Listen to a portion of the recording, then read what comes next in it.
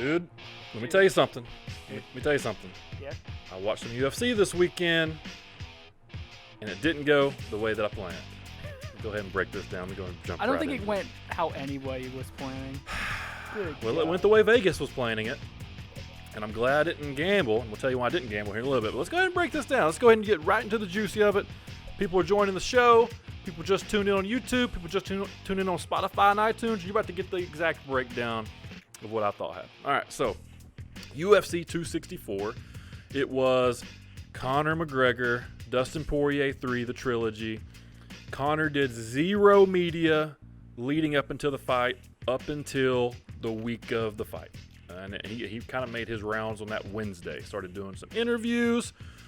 And Conor was acting like the old Conor. So as a Conor McGregor fan, I'm sitting here going, oh, it's the old Conor. He's running his mouth. He's being cocky. He's being the old Conor. And that made me unrealistically back Conor even more. When we know that in the second fight, Conor had moments, but Dustin also had moments. And Dustin is a bigger guy, I think, naturally walking around, probably 185 pounds. I listened to an interview today with Colby Covington. He was from American Top Team 2 at that time. He doesn't like Dustin, and he said that Dustin would walk around heavier than him, and Colby fights 170. Conor doesn't. Conor probably walks around 170-ish, 175, so there's already a mismatch. Anyways, not making any excuses. We get to the fight. There's a lot of trash talk. Conor brings Dustin's wife into the trash talk, which is something you really don't want to do. I think that significant others should be left alone. However, I'm still a huge Conor fan, and I'm not going to cry like everybody else is about the way he talks to people. He's selling fights. Anyways, fight starts, and here we go. Something Conor hasn't done in his last two fights is the Mcgregor Strut. He hasn't done the Mcgregor Strut since the Khabib fight.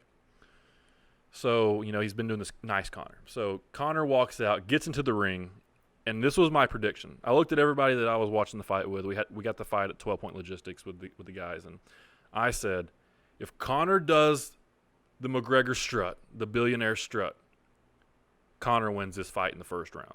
That was literally what I said. I didn't bet, but that's what I said. That was my call. So then Dustin comes out. Everything's going on. The fight's about to start. They don't shake hands. They don't touch gloves. Conor comes out throwing kicks. Like the first 7 strikes Conor throws are kicks, and he looks good. And he caught Dustin with a couple of them. And then Conor starts throwing his hands, and Conor caught Dustin. Conor looked really good for 2 minutes. And then Dustin caught him with, I believe, like a right hook, or it was a right hand of some sort. And Conor got a little wobbled. So Conor went to clinch. When Conor went to clinch, Dustin secured the takedown. But he secured the takedown because Conor went for a standing guillotine. And he had it locked in, and it was tight. And then Conor went to his back, which was the story of the first round. So now Dustin's on top of Conor for, pretty much 2 minutes and 30 seconds of that round. A lot of ground and pound. A lot of Conor couldn't get up. A lot of heavy pressure. But, people are saying ground and pound, ground and pound, ground and pound. It was a lot of action. It was a lot of movement. It was a lot of swinging. I didn't see anything really land that hard. Conor's face the next day is not bloody. Like, Conor looks like he didn't even get into a fight. So that happens. And then you could tell Dustin would get, he'd exert his energy, then he'd get a little bit tired. Well, in those moments where he got tired, Conor was bringing some hellacious elbows and some up kicks and caught Dustin several times. That's what people are kind of forgetting about this fight. Conor was also active off the ground. Obviously, if you're on top, you're in control of the position. Anyways, so that happens. And then Conor gets up. Conor gets up, and he throws a kick. There's about 10 seconds left. He throws a kick that, if it was a traditional stanced fighter, would have landed. Probably at least like to the upper lat, liverish. Maybe he got it up top and hit like the shoulder or even a high kick, head kick. But Dustin's southpaw just like Conor is, so that's a weird position there. Anyways, so when Conor throws the kick, Dustin shells with his right hand, and when he shells, if you watch the slow motion, Conor's ankle wraps around Dustin's elbow. And then he puts it back down, and you see it wobble. But Conor doesn't know it yet, so it wobbles. Conor steps up to throw that big left hand of his. At the same time Dustin threw his. Dustin missed. Conor connected, but not flush. And then when Conor went back to step on that same foot, his foot folded, and he broke his tibia right above his ankle. Now, after that happened, Dustin pounced him.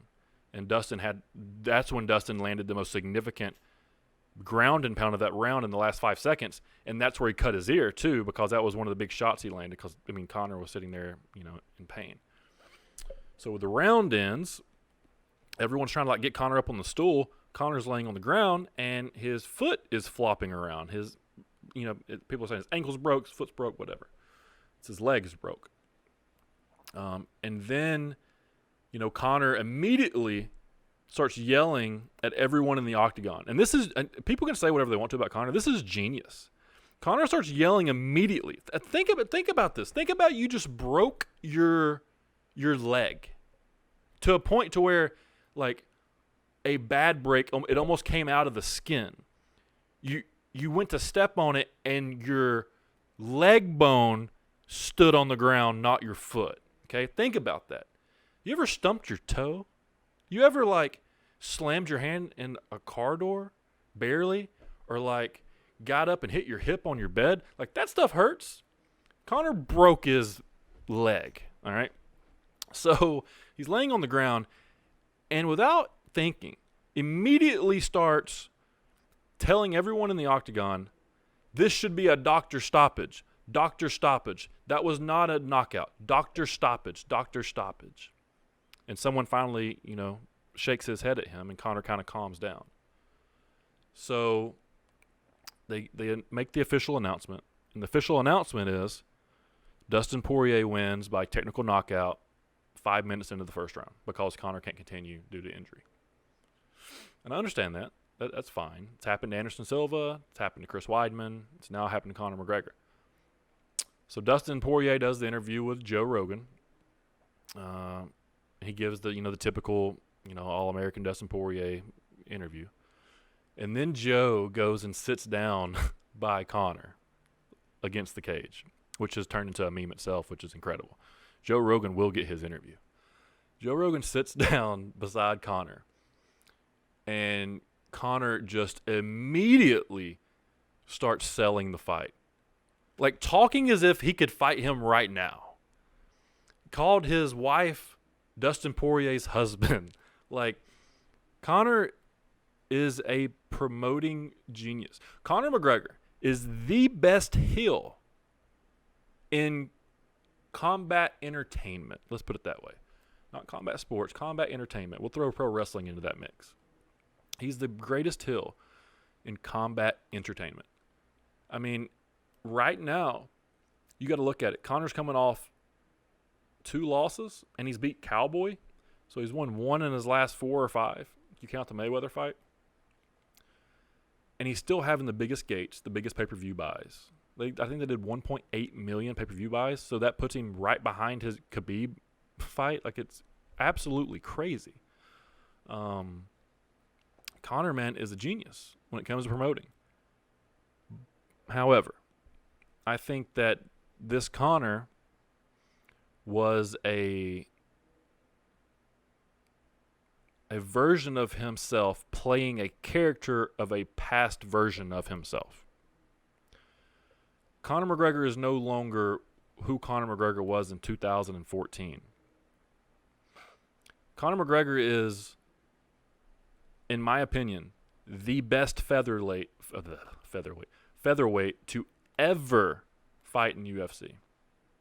He's I believe, in the UFC, he's undefeated as a featherweight. He won the championship. So he's only won one fight at 155 and I think he's won 2 at 170, maybe Nate Diaz and Cowboy. But Conor is a 145er. Problem is he just doesn't want to go down there anymore. And that makes sense. There's no fights for him at 145 that are high profile. Maybe Max Holloway, but you don't want to do that and go back and get, beat by a guy you've already beaten.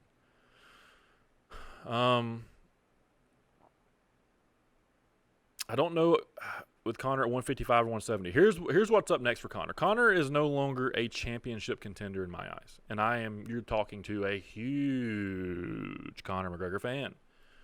Conor is no longer a championship contender. But Conor is still the prize fight. Conor is still the fat cat. Conor is still the guy you want to fight. But he needs to get out of the level of competition that he can't take time off, be on a Lamborghini boat, be on his yacht, be in his nice cars, doing all these fancy dinners, doing all these appearances, running a $600 million business. He can't be doing all this and compete at the highest level in the world fighting against guys that are getting peanuts compared to him.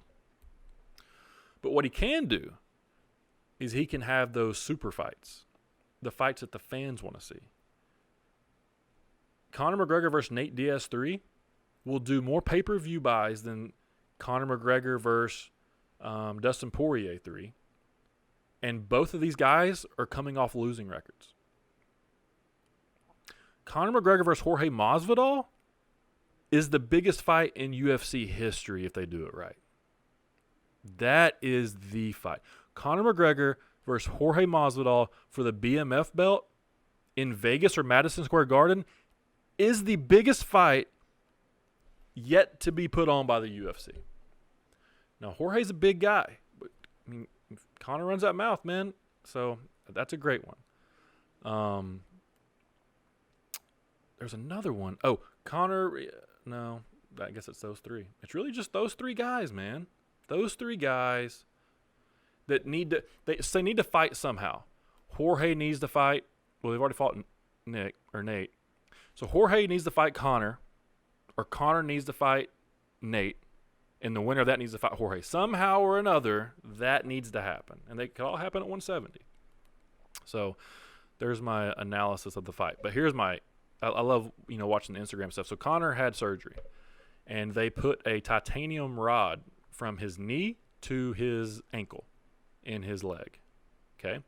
So I don't know if you saw it today. Conor goes on to Instagram Live, and he's riding around in obviously what's a nice neighborhood, a fancy neighborhood, but he's riding a super expensive motorized scooter, wheelchair. He's riding this, and you can hear it in the background going. I need to see this. Yeah, it's going. And then he's talking about. I don't know if you can pull it up and play it. Maybe we could. I'll try and cut it in here. If it's like on Instagram or something. But the moral of the story, he's pretty much in this scooter, and he's talking, and he's still downplaying Dustin's win, calling it illegitimate, all these things, saying that he broke his foot.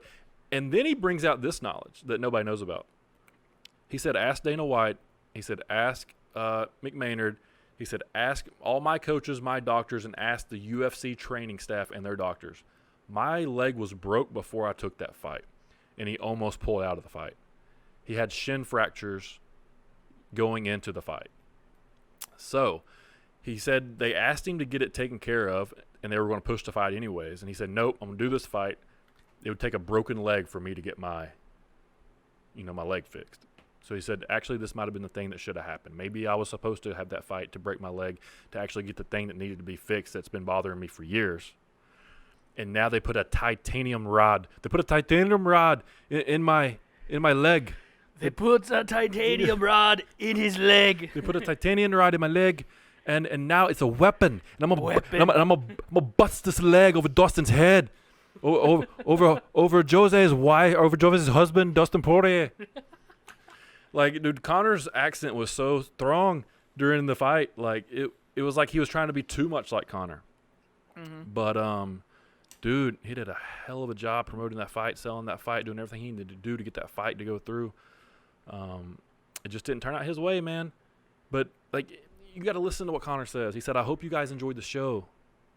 Conor is an entertainer. Yeah, no. He's not competing anymore to be. Yes, he can still fight the best guys in the world because he can go in there and still be competitive and make it. He can make you want to win. Conor can knock anybody out. Conor is legit. Conor could knock anybody out. But the heavier these guys get, that takes away the power of that left hand.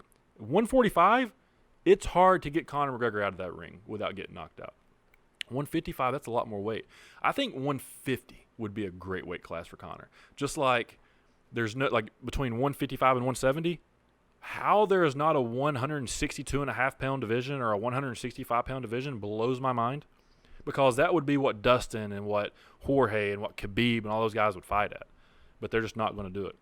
Like in boxing, you got divisions every 2.5 weight classes. So anyways, that was I hate when it sucks that a main event that gets built up for so many months ends in the first round due to someone breaking their leg like that, because disgusting.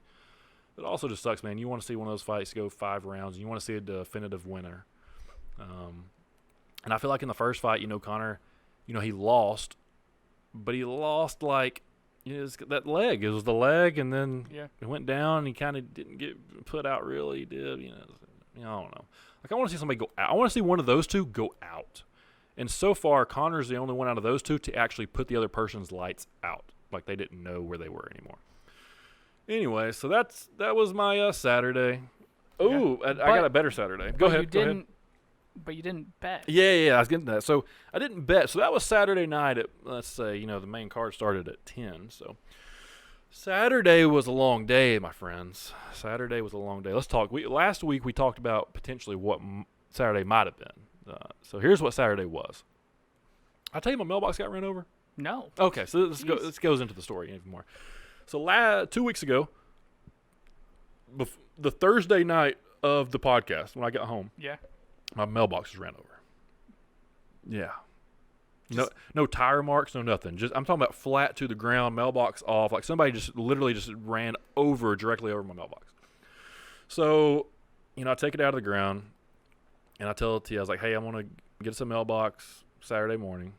And then I'm also going to, it was Mom and Dad's anniversary on, a couple weeks ago. So we got them, we gave them money to get a TV, towards a TV. But then Dad had surgery. So Dad's been home laying around and kind of recovering from surgery. He's doing great now, but recovering from surgery. So I was like, I'll go get the TV. He asked me to go get the TV. I said, I'll go get the TV for you.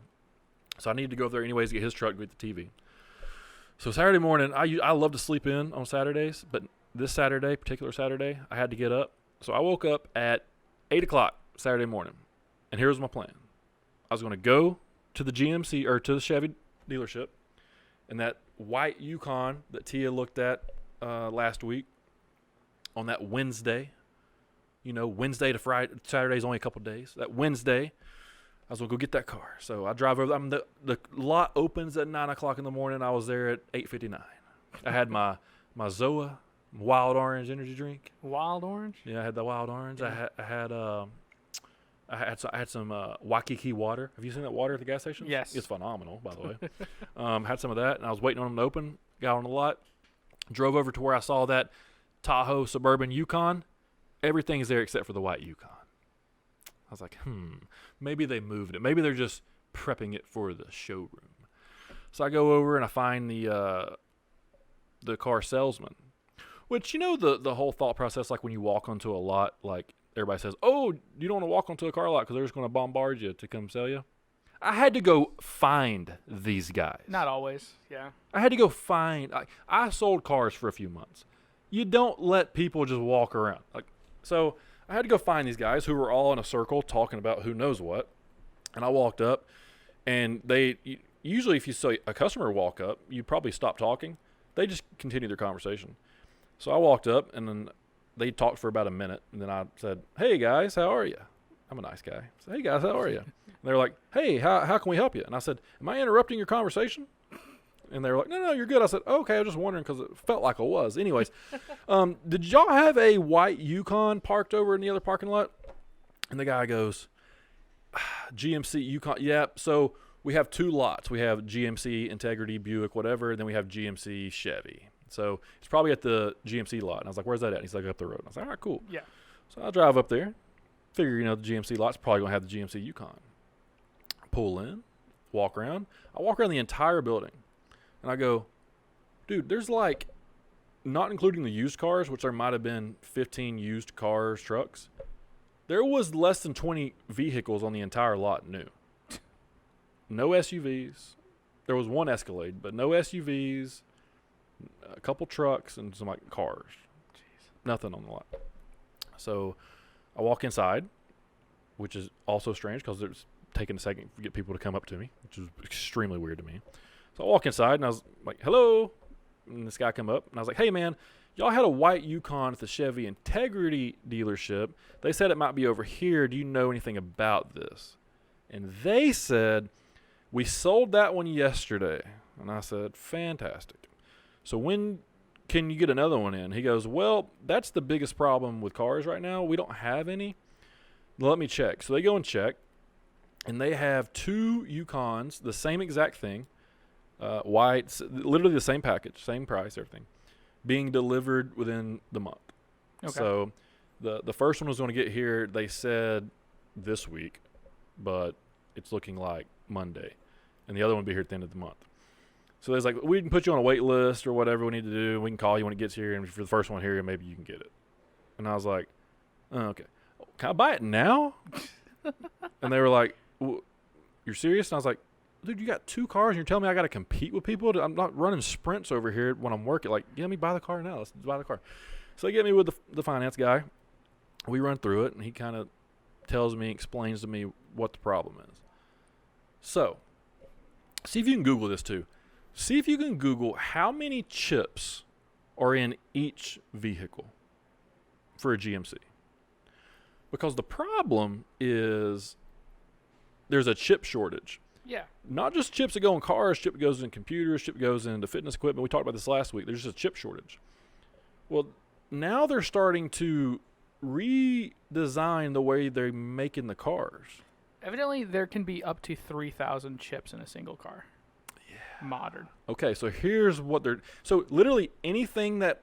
And it's so weird. You can't just have one chip that runs like a motherboard. Like anything that has an electrical use of it, like rolling your windows down or your windshield wipers or like any of that stuff, has its own individual chip. Yeah, I was experiencing this here recently because I just got my AC fixed, right? Yeah. It seems so, and that's a 2011 Chevy, but like it seems so outdated to have so many chips to do just one thing. Yeah. Like, just put it as a computer. Like, it can't be that much more like expensive, or it couldn't fault more often than the individual chips. But you know how many chips a 1970 Dodge Charger has? None. Not a one. Anyway, so all these chips. So what they're doing now is they're only allowed to get so many chips to the manufacturing facility for GMC, and between Ford and all these places are all battling for them. Yeah. Pretty much a gold rush to get them. So they will say, hey, we're going to give GMC, Ford, and whoever else X amount of thousands of chips. So now on their manufacturing line, their assembly line, they have to decide how many vehicles they're going to make, considering that they can't make many. So which vehicles they're going to make, what color they're going to make. And they've got, it's pretty incredible, the analytics that they have, like by the state, by the city, by the political, like he showed me all this stuff. Like they will not send a black vehicle to the state of Florida unless it is requested by someone who's already bought it. Because people in Florida drive white and silver cars. Yeah. Like that's a little bit of like the corporate, like it's just a known fact for them, and it just, for some reason, people in certain areas just don't buy certain cars. Yep. So there's no point. So big cities, they're getting away from black. They're going to white. And if it's real hot, they're getting away from black. So black's going to like your colder areas. It's very strange. Anyways, so let's just think about the Yukon. So the Yukon is nice from the standard model to the Denali. So let's talk about this one, the SLT, which is like if you get it fully loaded, it's the most luxurious Yukon without getting the off-road package, which the AT4 is, a little more rugged. And then the Denali is almost its own separate vehicle. The interior is completely different, but the outside's kind of the same with a different engine. So, and it's ridiculously more expensive for what you're getting. So we're going to go with the SLT, fully loaded for what we can get. Very nice vehicle. So the guy told me what they're about to start doing is making a GMC Yukon Limited. They're creating a new line because they have limited amounts of chips. So these vehicles, they're not out yet. They're making them. These vehicles that could potentially end up on the lots for the same price that they're selling these cars now new, it's pretty expensive, are going to be the very basic standard model of a GMC vehicle. And then they're going to leather the seats over top of like the mesh ones. They're going to just leather the bucket seats. So like the front is not going to have, like the GMC we're getting has a super nice like cockpit. Like it has like the captain's chair and the console. It wraps around. Everything's push button. You know, everything's super nice up front.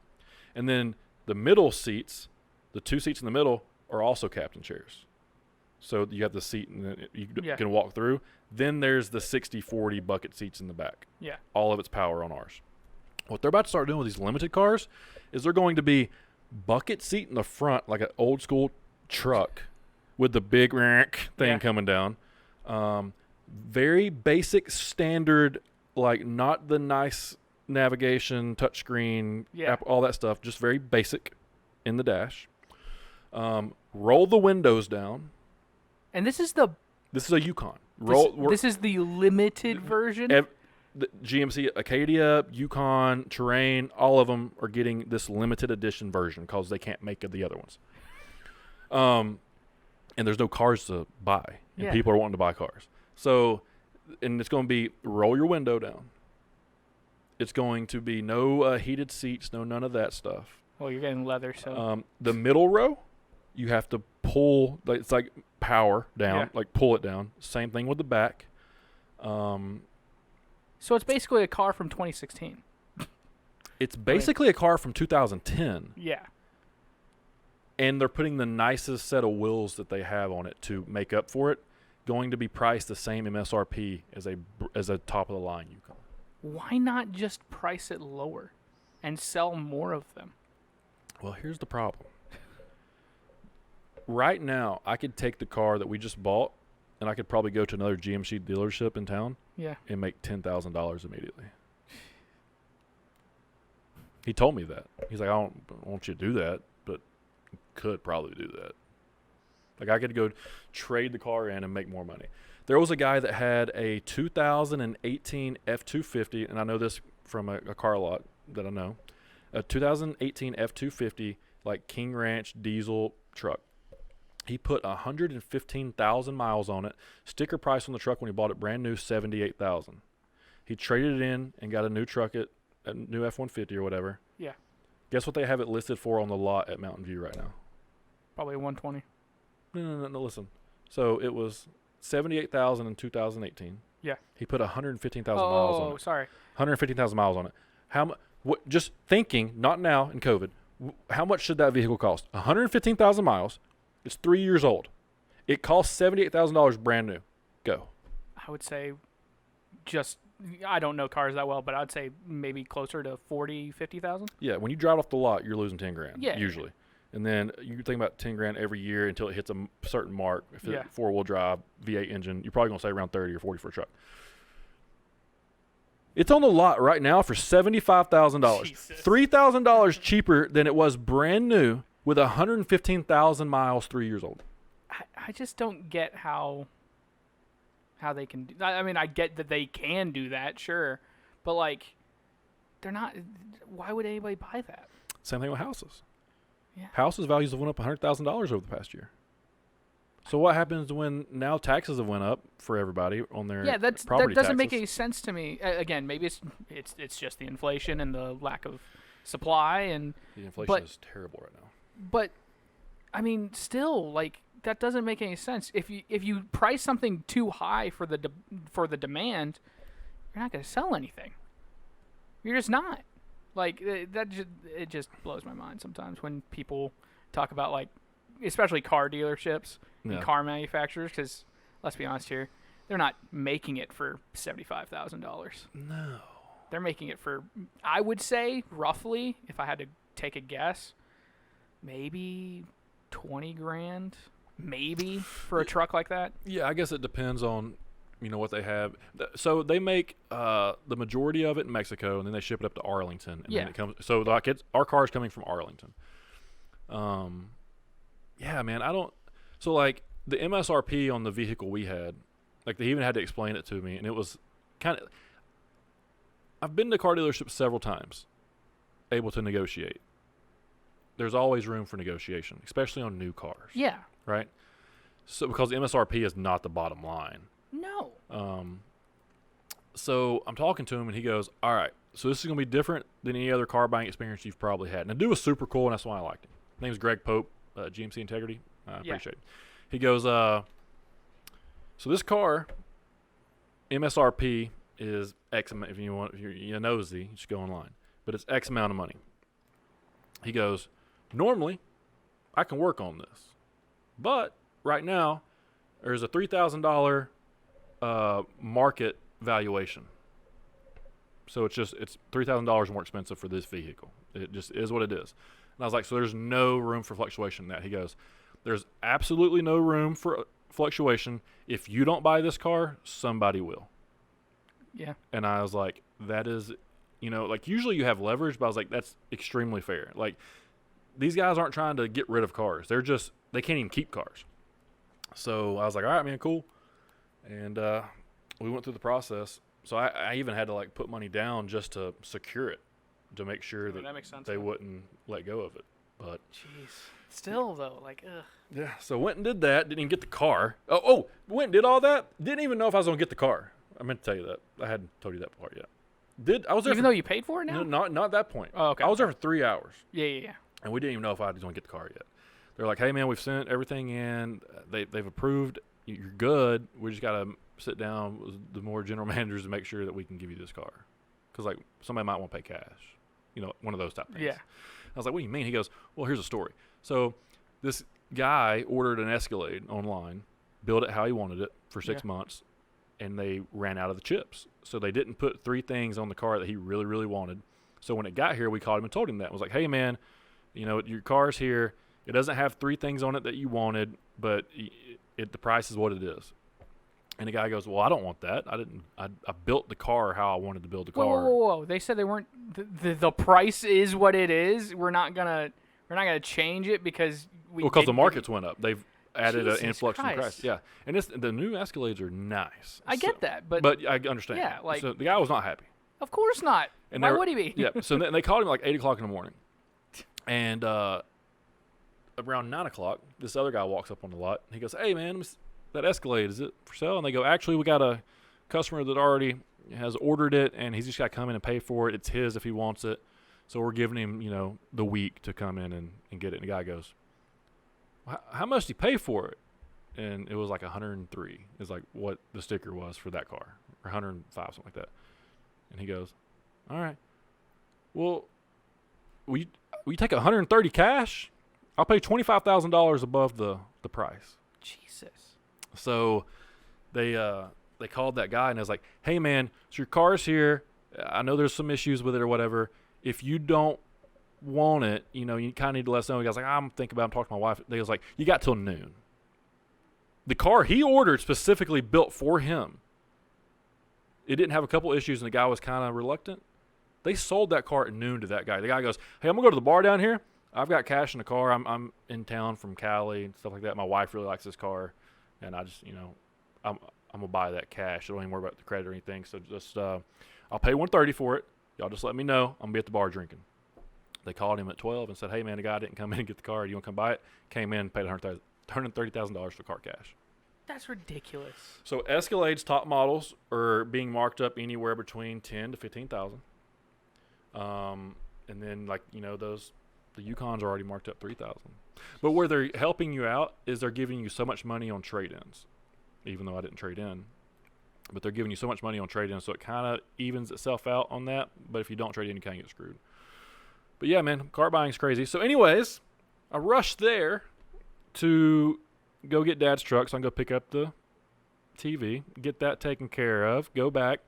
As I'm in the car going back to get the mailbox fixed now, I get a phone call from the guy, and the guy's like, hey, man, so the car's going to be here. You're approved. Everything's good.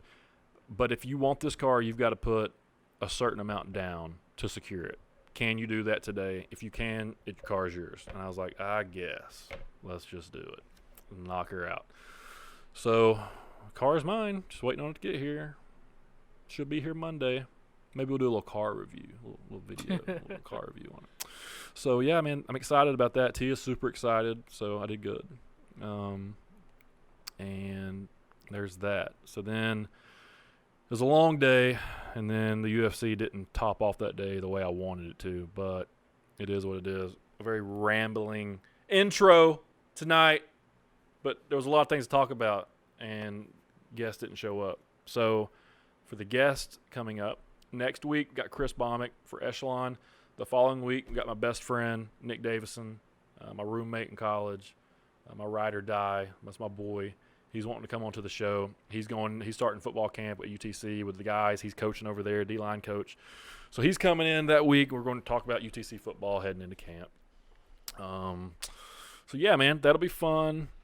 But other than that, it's been a very quiet week for me. Marcus started jiu-jitsu at Agogi Combatives, which is right down the street, man. And he started Monday, and just seeing him in the gi is absolutely adorable. But he's enjoyed it. He's wanted to go back. If you got children and they're anywhere from 4 to grown, I would recommend Agogi Combatives. It's the class they run it's 4 to, I believe, 8-year-olds, and then 9 to 13.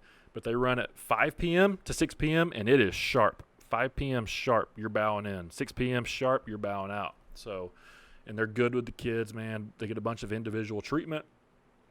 They get a bunch of work. And, kids soak up things like a sponge. So if you teach them young, man, jiu-jitsu, other than like in Brazil, wasn't really a thing that was taught at a super young age in a trendy way in America. So now you're starting to see a bunch of kids get into it at 4 and 5. Dude, if you can have 10 years of jiu-jitsu experience by the time you're 15 and become a black belt by the time you're 18, now we're talking. Yeah. So 100%. He's enjoying it. It's 4 days a week, Monday through Thursday. We're going to keep doing it because it fits our schedule perfectly.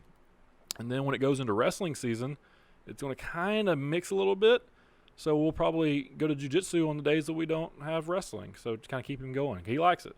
He likes to go do that and then go get it Baskin Robbins. So that's his thing right now. That's his thing. But other than that, man, I don't have anything else. So you tell me what I'm talking about. I'm going to be honest with you. Just staying on that point, seeing him in his gi really reminded myself of myself. Yeah.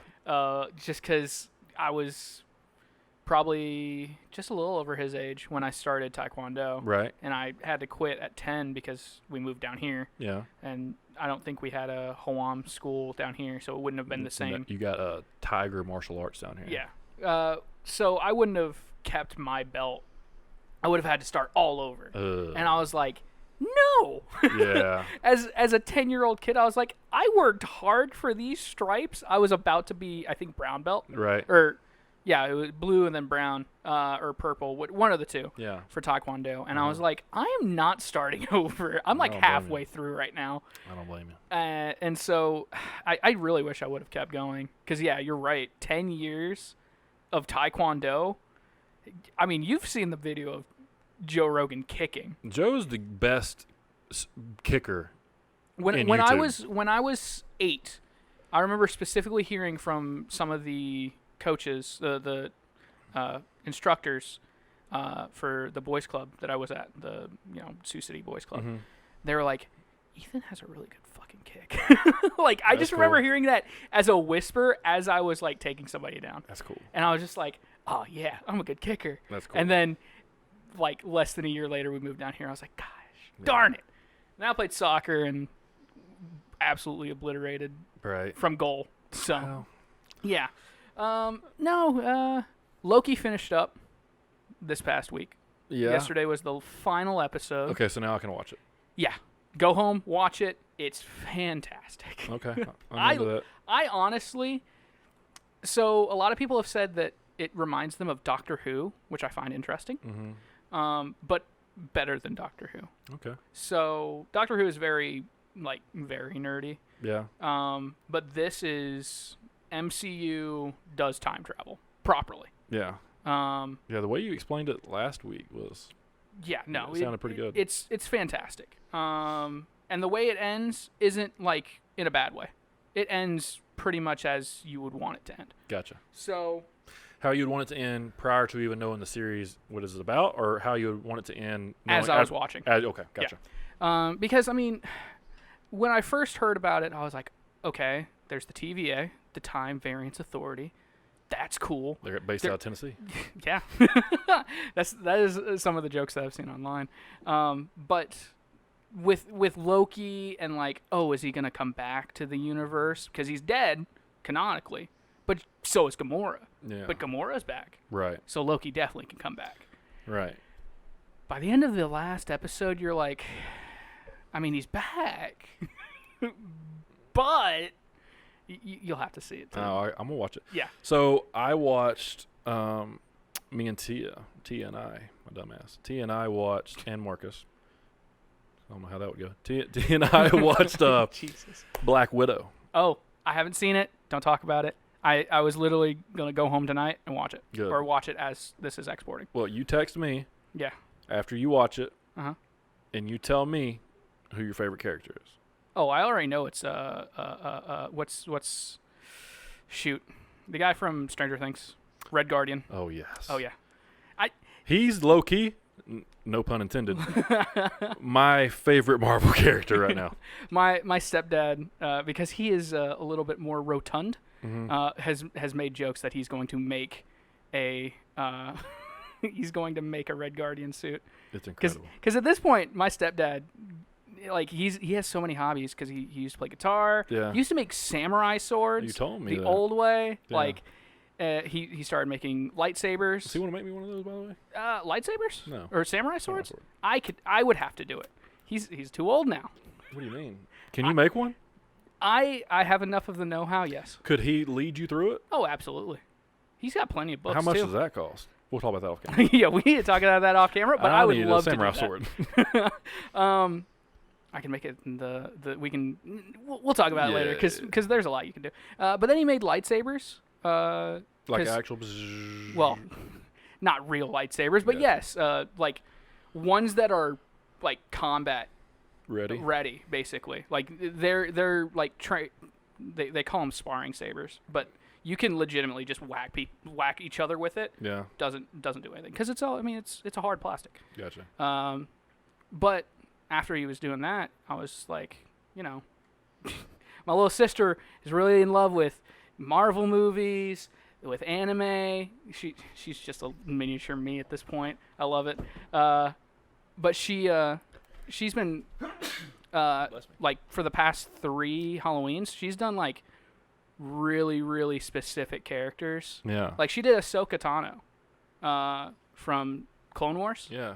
And my stepdad and my mom both made like really, really high quality prosthetics for the things on her head. That's cool. And I was telling my stepdad, hey man, if you want to start doing like actual legit costumes, people will pay you for it. He was like, I know, but cosplay people, dude, are crazy. Cosplay people are hilariously crazy. A lot of them do it themselves, and that's why I really, really respect cosplayers. But some people are looking for the easiest way in. Yep. And you can make me. You'd probably make $10,000 off of somebody very specific asking for something very specific. Yeah. Give me a Green Ranger that looks like it came out of Mighty Morphin back in '94. I've always told him that when I have enough money, the expendable income, I'm doing the what do they call it? The stormtroopers. Yeah. Like the dudes that go like to St. Jude's and stuff. Yeah. They all have like movie accurate armor. They all make it themselves. It's just like resin casts or plastic casts. Paint it, fold it, Yeah. So That's anyway, cool. yeah, no, I'm gonna watch Black Widow tonight because that. I was waiting for Loki to get done so I can like not focus on I can focus on one Marvel property at a time, because once you start mixing them up, it's just like Here's my thing too. So I like the end games and I like the big ones. Yeah. There were several Marvel movies I did not watch. A couple of the Thors, a couple of the Captain America. Like so there are only 2 Thors, or there are 3 Thors. I'm sorry. I didn't watch one of them. Probably the middle one. I watched the one with Hulk. Okay, that's Ragnarok. That was the best one. Okay, and I watched the first one. Okay. I didn't watch the last one. The middle one is the one you didn't watch, Dark Okay. World, and that it's not. It's one of the worst. Marvel movies. And maybe I did. I just don't. It's the one with the red stone, the reality stone. I could have. Yeah. Is that the one where the guy's like coming through Portals? Yes. Yeah. At the gate and he kills the homeboy at the beginning? Yeah. Okay, then I've seen it. I think just so. don't really remember, you know? Yeah. Like they're in Asgard. Yeah. I mean, a little bit. Like at the very end, like the big battle. No, that's Ragnarok. Okay, then that's one I've seen. I haven't seen the middle one. But yeah, no, like I've heard a lot of good things, so Okay. I'm excited. I'm glad because with a year off from movies in general and this getting pushed back over a year and a half, I was a little hesitant because I'm like, do I want to sit down for a Marvel movie now because I feel so spoiled with TV shows. Mandalorian was so good, and then Disney realized, oh yeah, we can do those for everything else. Yeah. WandaVision, not as good as the other two, but a great first start. Falcon and Winter Soldier, excellent if you like Black Widow and Captain America and Winter Soldier. Like that movie basically just translates that theme of like espionage and spies and like government agencies and secrets, just goes right into the TV show. And Loki, it takes all of the best things about Doctor Strange without Doctor Strange and just says, here's Tom Hiddleston at his finest. Yeah. Bewildered and confused. And so I feel like Scarlett Johansson, we probably should have already gotten Black Widow, like when it was in the timeline of this movie needed to happen before the big ones. Yeah, before, and I think it's like right after Captain Winter Soldier, and then like before. They could have done it like Captain Marvel, bro. They could have just put it out right before the last one. That would have been fine, just to know. That would make sense. That like especially with Endgame, because you have. I guess Captain Marvel did come out right before Endgame. It literally came out like the 2 months before. Yeah. I feel like Captain Marvel could have been pushed back till, or pushed. How about this? I'm thinking, we had Black Panther.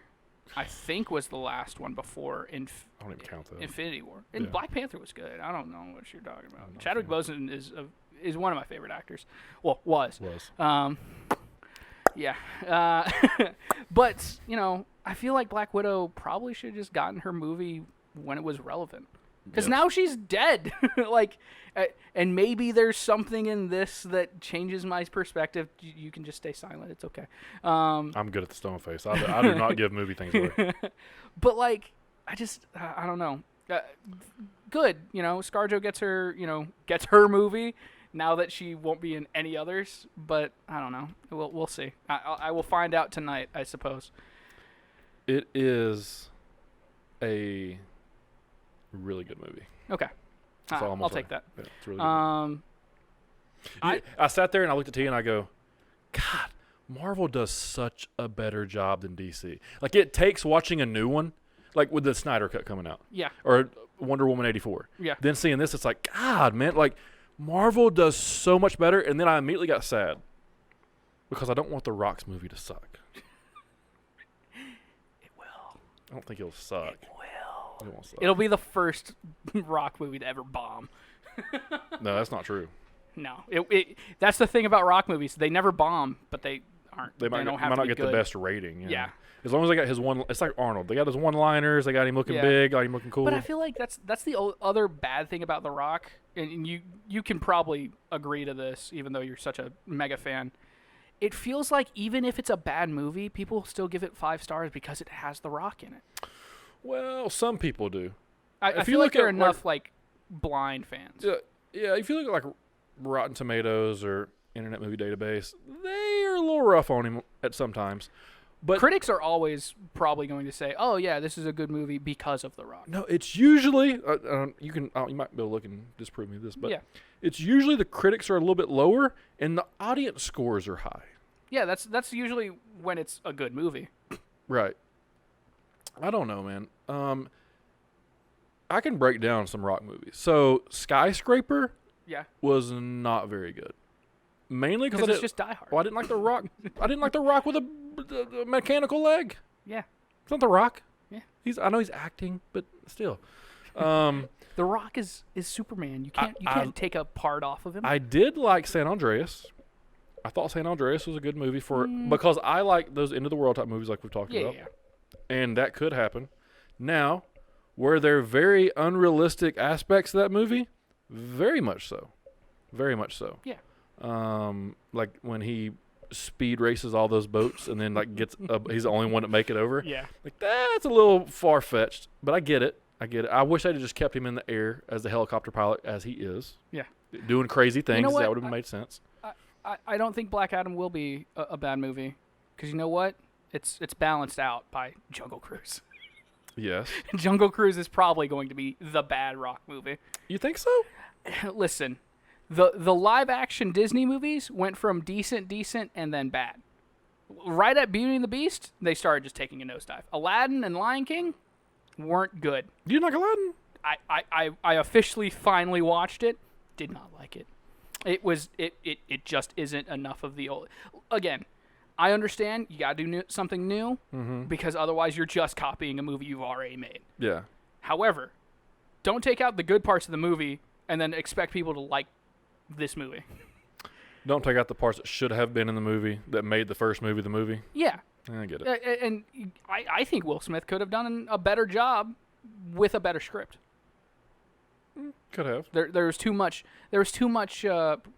I'll say this, but it's not a knock against him. But there's probably a lot of that they were just like, Robin Williams came up with funny stuff. Will Smith can definitely do that too. Probably so. And it's just like, no, because Robin Williams was a literal genius, Yeah. a sad genius, but a genius nonetheless. A depressed, suicidal genius, but yes. Well, genius. that's all kind of redundant, I guess. Yeah, I guess so. It all goes together. Yeah, all those people. Yeah. I will say this though. After I watched Cowboy Bebop, getting back to my anime roots, I started watching this show that my friends have all raved about. I've literally said that is probably going to be one of those shows that I will never watch because I feel like it insists upon itself. It's too anime for even me. Okay. And that's called Attack on Titan. Okay. And I will say this, I was right. But man, am I enjoying it. It's one of those shows that it is very anime. So it's like a comic book? I mean, yeah. It's very... It's like you're flipping the pages of a comic book type anime? No. Oh, okay. But, like, it's very anime in, like, the tropes of just, like, we're going to win with the power of friendship. Or, oh, no, they're hurting my friends. I've got to save them. And then they do the thing. It's just like, eh... But by season 3, which they're only 20-minute episodes, which is a nice, like, breather after watching shit like Loki. It's like Power Rangers. Yeah, you just watch 20 minutes of a good show and you're done. Yeah. I can watch 5 before bed. Watch a whole season in an hour. Yeah. So I'm about halfway through. There's 70 episodes of Attack on Titan. Okay. And, I mean, I'll give you the elevator pitch. The humanity is locked behind big walls. Keep going. Humanity is locked behind these giant walls that are like 300 feet high. Yeah. And they're locked in because there are massive giant monsters trying to kill them called Titans. And then one day, a massive Titan, bigger than any others that they've ever seen, taller than the wall, breaks through the wall. It's Godzilla. Yeah, basically, it is definitely a kaiju anime, which is cool because I enjoy kaiju anime. Right. Gundam, There's a few. I don't need to off myself as a fucking weeb. It's okay. But there's a lot of kaiju anime, but this one's different because it definitely like hones in on the human aspect of it, and it's not that smart of an anime. It's not like there are a lot of secrets that like if you pay attention, you're like, oh shit. So it's a very well written anime. Yes, it's very well written. I would argue, and it's also very beautiful. And something I didn't realize, I say 3 walls, and like there's villages in the walls, but there's like 150 kilometers between the first wall and the second wall, and then 250 kilometers between the second wall and the middle wall, or the very inner wall. And I'm just like, what? That's huge. Yeah, it's a lot. Because like whenever I first like heard about it, I was like, oh, there's 3 walls. There's like city in between, and then there's another wall, and there's city in between. This is hopeless. Yeah. You can't stop giant monsters when there's 3 walls and maybe 3 miles across in diameter. Right. No, this is huge. It's very interesting. It's on Hulu. You can watch it dubbed, so you don't have to read. I know you. I'm gonna take all of my knowledge of the Titan show from you. Yeah. Yeah. That's what I'm gonna do. Yeah. No. I don't know. There's something about right now in pop culture that's just making me want to just not recede, but like just go back. Nostalgia. I told you about the American anime type cartoon show on Netflix, right? Which one? It's called like I don't know. If you looked up right now, I mean, Castlevania is no. is one of those. No. This is American Revolution. Oh yeah. It's I need to watch that. George Washington with a chainsaw. Oh yeah. It's incredible. Yeah, we need. So I had to go, but I watched like 10 minutes of the first episode. Pretty good. What else did I watch that was pretty good? Oh, there's something you probably like. There's a Resident Evil anime. No. You don't like that? I've never enjoyed any of the Resident Evil movies or the media other than the games. So. But it's a cartoon anime, and it's brand new on Netflix. Just came out. Again, just like this one that I'm talking about, it took me 4 years to be like, okay, fine, I'll watch it. I don't watch animes like I used to. Gotcha. So I don't watch them like ever. No, that's fine. But I get it. But if I was to watch one, it'd probably be that Resident Evil one. I would encourage you to watch. It looks like a better video shows game. than that. Yeah, that's true. I do watch pretty good shows though. Cowboy Bebop is perfectly fine, but that's because it was made in the 90s. It's not like it doesn't have a bunch of the tropes that you'd see in a lot of new anime. Touche. Yeah. Touche. Anything else cool happen? I mean, Cuba is on fire. So is South Africa, France, evidently. Yeah, and fuel prices are not allowing the planes to go up and drop water on them anymore. Yeah. How about that? Yeah. That's like their number one way of fighting the fires. country is on fire. Like, I was joking. Like, I mean, Cuba is on fire because protests, and South Africa is on fire because of protests. Oh, I was talking about the actual fire in America. Yeah, there's massive fires in America too. Yeah. From like Alaska all the way to like Kansas or something like that. It's widespread. Yeah, and they're literally not taking the plane up as much now due to the increased fuel prices. They're just letting it burn. So they're just letting it burn, and that's their number one way of controlling it. Yeah, I mean, theoretically, you just have to let it go and do its thing. Hope your house isn't in the middle of it. Yeah, live in the South. That usually works. Until we look over and... Dude, I bet by the time August gets here, the roads will be on fire again. Oh, yeah. On the side of the road sometimes it's just on fire. That was like, I don't know, 2 years ago, something like that. 3 years ago. I have seen You'd be driving down the road and the roads are on fire. It's just like, what? Gatlinburg burned down. Yeah. No, I mean, no. Imagine if we just woke up one day, we look over to Lookout Mountain, it's just on fire. I have been driving back from wrestling, and when it was really hot during those times, like the parts of the mountain, the top of the trees were just on fire. It looked like you were just looking at like a picture or like a video or something. It was like, is that on fire? Yeah. Like, yeah, it was on fire. Well, luckily enough around here, like the trees are still pretty alive that they don't burn as well. But I mean, if it stays as hot as it is today of all days, like it's not gonna be good. Everything's gonna dry out. It's gonna be tinderbox.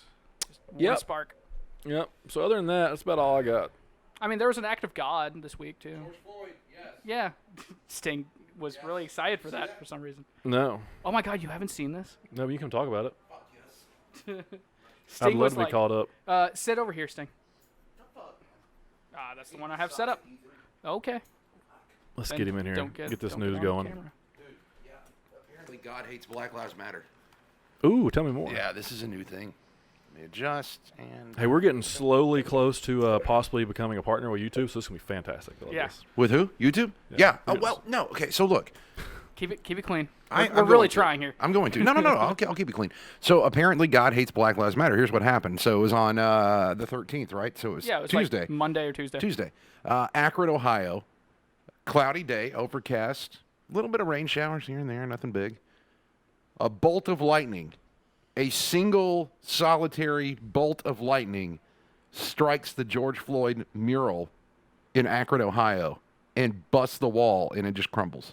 No, it did not. Yes, it did.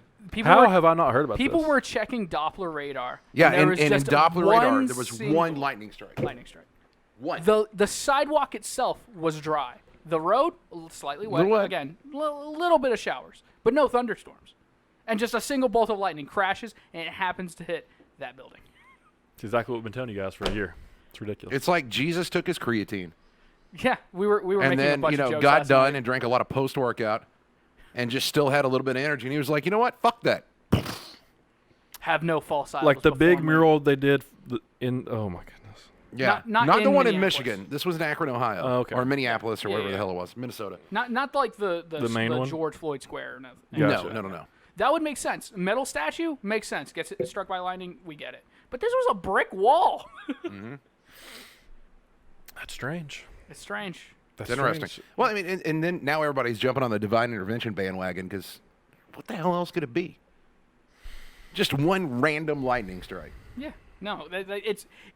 What's I- the odds of that? Honestly, I don't know. I mean, lightning striking all the way to the ground first is very, very low. And then you take into account, like, it's striking anywhere on the ground, but it chooses a brick wall when there's probably trees, power lines. Was there power people poles around it? Yes, there were witnesses. It's the only reason we know what happened. so there's like videos of it. No, I don't think there were any videos of it. Well, I mean, who the hell would have? Well, you know, how people You just randomly have their phones happen, out. Just happen to have your phone, you know. Well, I mean, I don't know if you guys have ever seen those like dumb TikToks and videos that just like somebody is like talking about lightning and it freaking strikes as they're recording. Huh? I don't Coincidences know, man. happen, but like, Lightning's scary by itself. oh yeah, Yeah. 100%. Do you know? Random story. Especially doesn't racist really matter. lightning. Do you know Aaron Tippin, the country singer? Ever heard of him? Okay, he was like big in the like late '80s, early '90s, I've or heard of whatever. him. I interviewed him one time, and Yeah. I was like, "Tell me one thing people don't know about you." He's like, "I've been struck by lightning twice." I was like, "What? That's pretty strange. And you're still talking about it?" He's like, "Yeah." He's like, I was taking a front loader off my tractor, and lightning struck the tractor. I was like, Oh, geez. damn, okay. Well, what was the second time? He was like, I was putting a fence up on the farm and holding on to this fence post, and lightning just struck the fence I've post. heard of people hunting in trees and getting like the tree getting struck by lightning. Yeah. but Yeah. He's been hit by I've been lightning pretty twice. close to like 2 or 3 lightning strikes, like maybe 10 yards away from me. And yet you've never won the lottery. Nope. really. Well, I wasn't struck, so I wonder if you've been that close. probably. Like the next ticket after I I, get hey, one. I need a good conspiracy podcast soon with you and Chris. Okay. Yeah, we just need to talk down. about the past 7 months. I know I've got like next week and the following week, but the first week of August we need like a catch up. We can do that. I think we need to. Yeah. It's Yeah, been, we need. It's been how long it's has it been? It's been It's about been a over year. Because God, we were really? doing those I mean, I know it's podcasts been with probably, you too. 2 months since I've even been in here. Yeah. At least. Yeah. It's been a while. So, yeah, we actually got a little bit of momentum going here. I've seen that. I'm proud of you, buddy. Yeah, got a little momentum going here, pal. I like it. We're gonna bring the studio up, by God. Just don't strike lightning on me. Yeah. Well, All right. Well- Well, how long are we going? It's almost an hour. I'm kind of surprised. Yeah, I'm out of here tonight. I'm done with it. I'm over this show tonight. I've got to watch Black Widow, so You got to watch it so we can talk about it because Yeah. it's fantastic and my new favorite Marvel character's in it. I mean, yeah, fair enough. It's incredible. I mean, what's better than Russian Captain America? out of shape Russian Captain America. Well, that just makes sense. Yeah. There's Yeah. nothing else to do but drink vodka. Yeah, it's incredible. Ah, crap. Yeah, I dropped the F word. Yeah. Oh yeah. This I'll show's bleep going to be something. demonetized. Anyways. We're not All right. monetized yet. We're fine. Well, go to YouTube, subscribe to us, comment, like, do all the things you need to do. Go to Apple iTunes, leave a review. We need to get to 100 on that. It's not. We've been at 75 for like a year. Come on, no, got more than 75 friends, I think.